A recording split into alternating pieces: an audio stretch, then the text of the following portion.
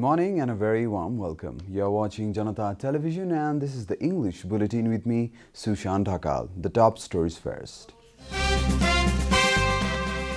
Death toll from coronavirus climbs to 58. Government intensifies tests at entry points of Kathmandu Valley. Cases of coronavirus increasing in Nepal every day. Experts suggest government to impose strict lockdown. Locals of Darchula say India has increased military presence across the border. Thousands of additional troops have been deployed in disputed areas. Seismic blast rocks Beirut. More than 70 killed and 3,000 injured in the explosion. And Fulham beat Brentford in the Championship playoff, secure promotion to the Premier League.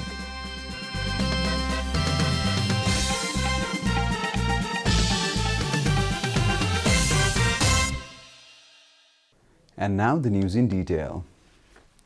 Coronavirus has claimed one more life in Nepal. According to the government, a 77-year-old woman from Adarsh atoll of Biratnagar has become the latest victim of the disease. Spokesperson at the Health Ministry, Dr. Jageshwar Gautam, informed that the woman was admitted to Kosi Hospital on Monday after complaining of fever and breathing-related problems. She died on the same day. With this, the total death from coronavirus has climbed to 58 in the country.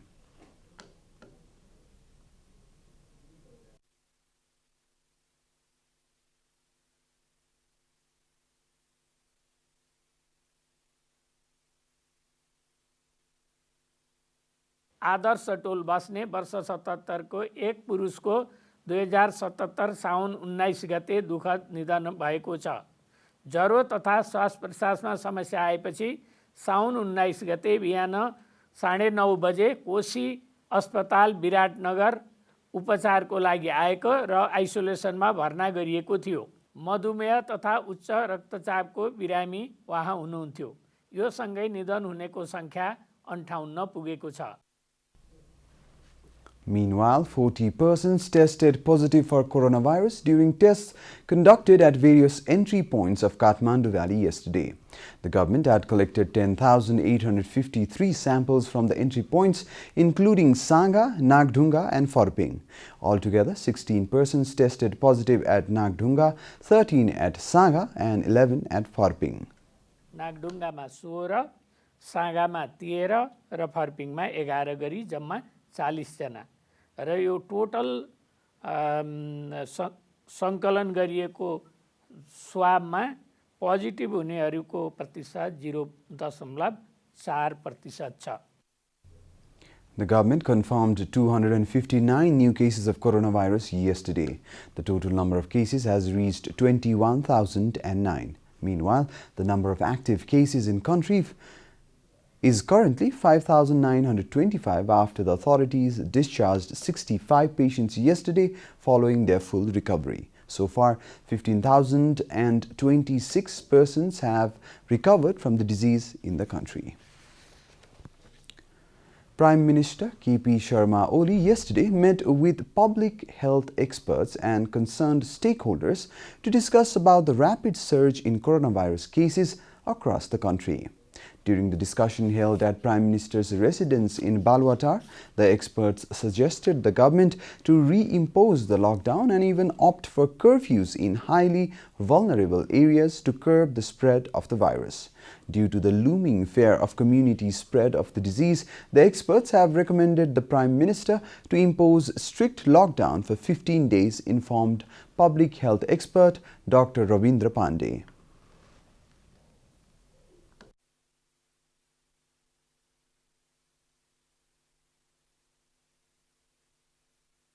15 दिन अलिकति कडा खालको lockdown गर्ने कडा खालको lockdown गरेर त्यसपछि चाहिँ जनस्वास्थ्यका मापदण्डहरू कडाइका रूपमा चाहिँ अपनाउने त्यो अपनाएर चाहिँ अब जस्तो दूरी कायम गर्ने मास्क लगाउनेलाई असाध्यै त्यसले चाहिँ कडाइ गरेर अगाडि बढ्ने भन्ने एक किसिमको चाहिँ सल्लाह आयो।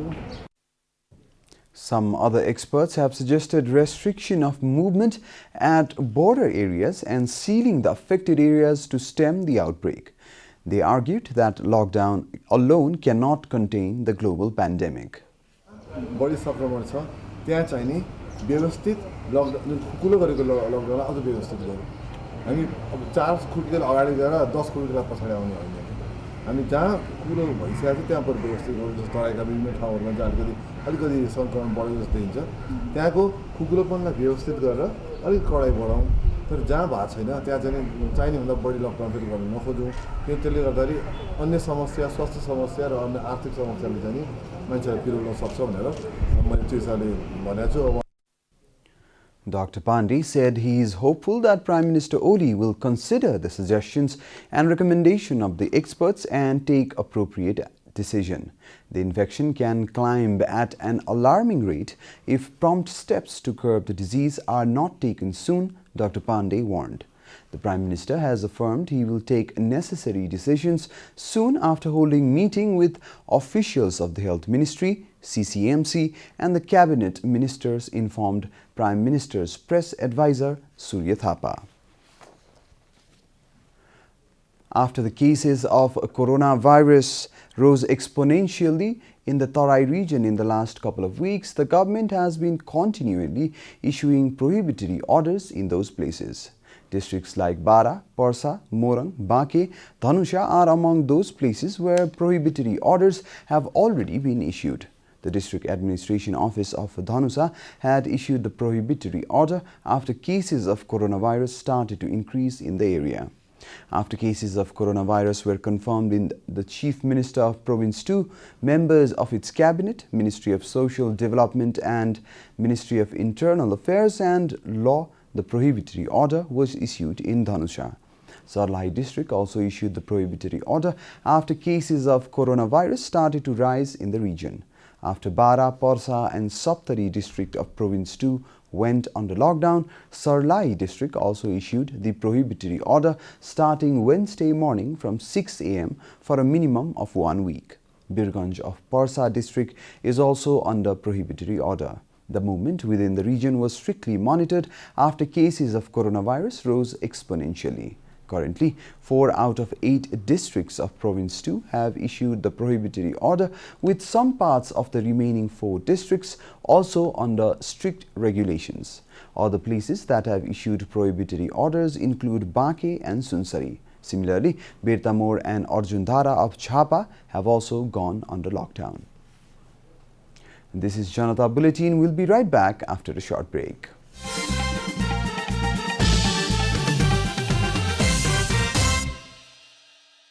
Welcome back after the break. We continue with other national news. 15 staffers of Commission for Investigation of Abuse of Authority have tested positive for COVID-19. On Sunday, swab samples of 182 CIAA employees were collected, out of which the reports of 15 employees confirmed coronavirus infections, the CIA informed yesterday. Most of the infected have been identified as police personnel. Earlier, a police official who had been to Khotang and back for CIA operation had tested positive for coronavirus. Everyone who came in contact with the official were then tested for coronavirus. Contact tracing is still underway to minimize further risk, CIA informed. Coronavirus infection has been spreading across the country. It is, however, the security forces that have been affected the most by coronavirus infection. Till date, 259 from Nepal Police and 131 security personnel of Armed Police Force have tested positive for coronavirus. According to the police, 73 police personnel deployed at Nepal Police Headquarters, other 13 in the valley, 29 in Province 1 and 42 in Province 2 have so far been infected with COVID-19.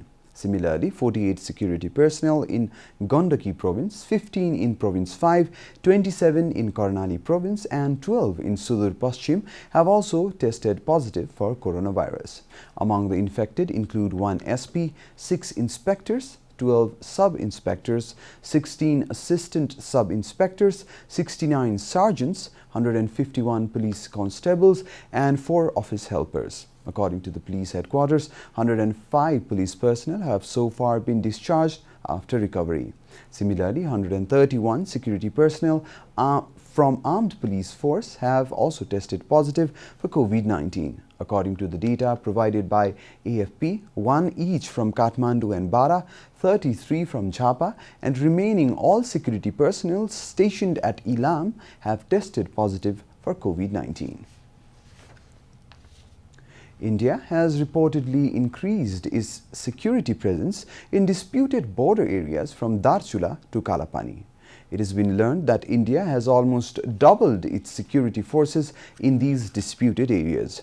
The locals informed that thousands of additional security personnel have been deployed across the western frontier of Nepal. Hundreds of vehicles belonging to SSB and Indian Army have been making rounds along the Darchula-Lipu Lake road section. The locals say that India has increased security patrol in the border areas. India has also expedited the widening of its road after the government of Nepal set up an army camp at Ghati Bagar. Sher Singh Dhami, a local of Darchula, informed JanataTelevision that India has been expanding its road using heavy equipment. India has been blasting rocks to expand the road across the border where Nepal Army has been stationed. And now the news from the economic front.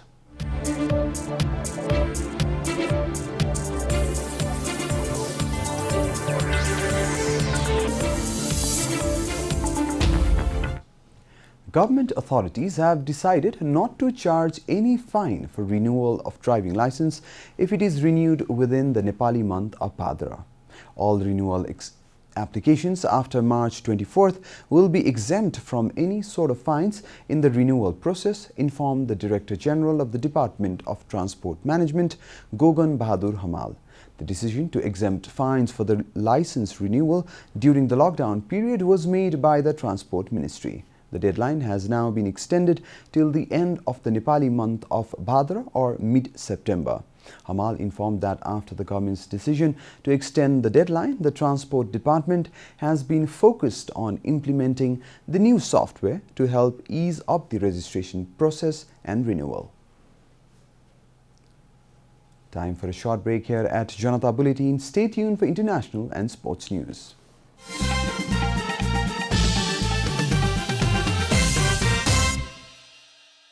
Welcome back, and now the international news.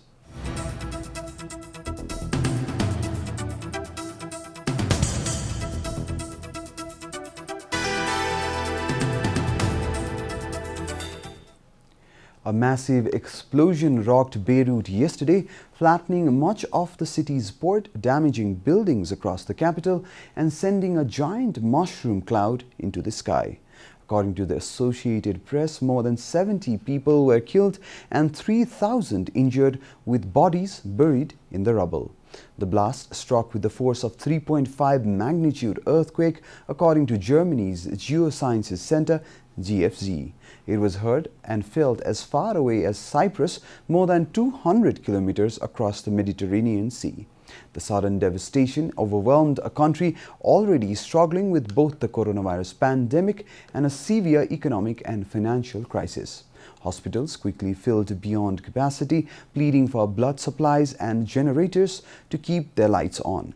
Cars were overturned and streets littered with rubble from shattered buildings near the port, while windows and doors were blown out kilometers away, AP reported. Interior Minister Mohammad Fahmy told a local TV station that it appeared the blast was caused by the detonation of more than 2,700 tons of ammonium nitrate. The chemical had been stored in a warehouse at the dock ever since it was confiscated from a cargo ship in 2014.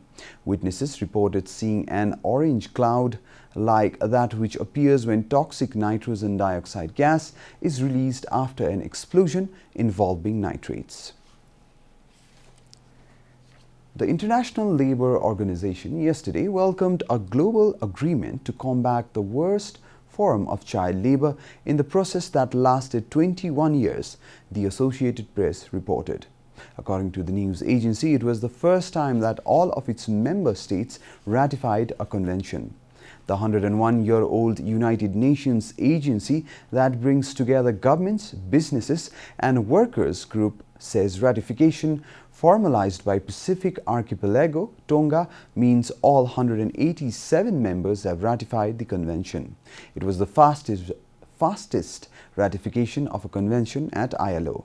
ILO Director General Guy Ryder called the so-called Convention 182 a historic first. According to him, it showcases a global commitment to root out forms of child labor, including slavery, sexual exploitation, the use of children in armed combat, or other illicit or hazardous work such as prostitution, drug trafficking, or pornography. Such forms of child labor have no place in our society, he added. The Geneva-based agency estimates 152 million children are involved in labor, with more than 2/3 of the work linked to agriculture. The ILO's conference adopted the convention 21 years ago, and the incidence of child labor and its worst forms declined by nearly 40% after a subsequent 16-year span as countries increasingly ratified, the organization said. You're watching Janata Bulletin, and now the latest from the world of sports.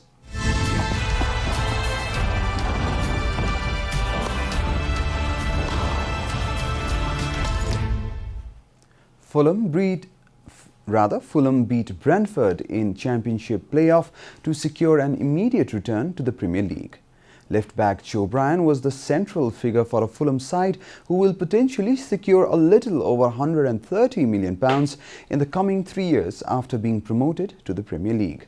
Bryan caught Brentford goalkeeper David Raya off guard with a free kick from 40 yards in the 105th minute of the game at Wembley, while securing the winner with his second in the 117th minute after a smart combination with Alexander Mitrovic. Henrik Dalsgaard pulled a goal back with a header from 80 yards out in the 4th minute of the added time for the Bees, but it was too late for the Bees to spark a comeback. It is Brentford's 4th playoff defeat, and they have not failed to win promotion in 9 playoff campaigns, setting a new English Football League record. Fulham became the 3rd team to climb to the Premier League, with Leeds and WBA the other 2 teams who qualified through their top 2 league finish.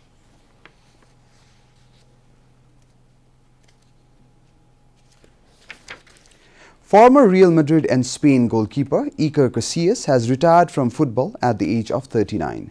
Casillas made 725 appearances for Los Blancos during a 16-year career at the Santiago Bernabeu, winning 3 Champions League and 5 La Liga crowns. He was also a quintessential part of the Spanish team that won 2010 World Cup and 2 successive European Championships in 2008 and 2012. Casillas joined Portuguese side Porto in 2015 but has not played a competitive game since suffering a heart attack during training in April 2019. He has made 156 appearances for the Portuguese side, winning 2 Primeira Liga titles and 1 Portuguese Cup. Casillas won 167 international caps for Spain between 2000 and 2016, with only Sergio Ramos, who has had more appearances for the national side. We are at the end of Janata Bulletin, and the headlines once again. Death toll from coronavirus climbs to 58. Government intensifies tests at entry points of Kathmandu Valley. Cases of coronavirus increasing in Nepal every day. Experts suggest government to impose strict lockdown. Locals of Darchula say India has increased military presence across the border. Thousands of additional troops have been deployed in disputed areas. Seismic blast rocks Beirut. More than 70 killed and 3,000 injured in the explosion. And Fulham beat Brentford in the Championship playoff, secure promotion to the Premier League.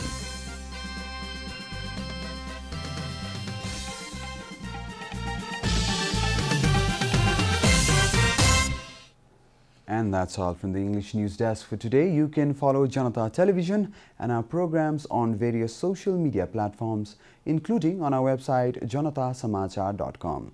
We urge all our viewers to follow government directives of the lockdown and follow healthy hygienic practices to to keep safe from any infection. Keep watching Janata Television. Namaste.